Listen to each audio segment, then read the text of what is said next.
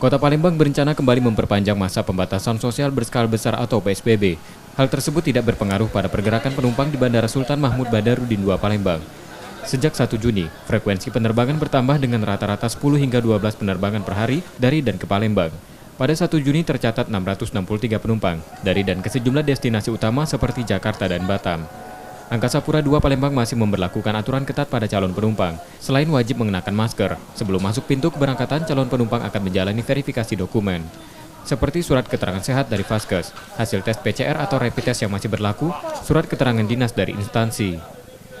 Maskapai juga memberlakukan jarak fisik antar penumpang, menyesuaikan tingkat keterisian maksimal yang diperbolehkan hingga 50%. Memang mereka harus memenuhi beberapa dokumen-dokumen yang harus mereka lengkapi sebelum mereka melaksanakan reservasi tiket. Di antaranya hasil tes PCR, swab test ataupun juga rapid test.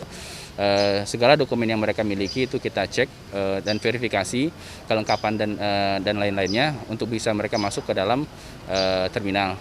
Kemudian juga di dalam juga nanti ada satu pos lagi yang sudah kita siapkan untuk juga memverifikasi ulang terkait dengan kelengkapan dokumen mereka sebelum mereka bisa melakukan check-in.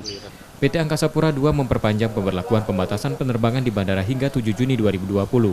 Selama masa itu, orang yang diizinkan melakukan perjalanan dengan pesawat adalah mereka yang bekerja pada lembaga pemerintah atau swasta yang menyelenggarakan pelayanan penanganan COVID-19, pertahanan, Kamtipmas, kesehatan, kebutuhan dasar, dan fungsi ekonomi penting. Rizky Nurmizan, Kompas TV, Palembang.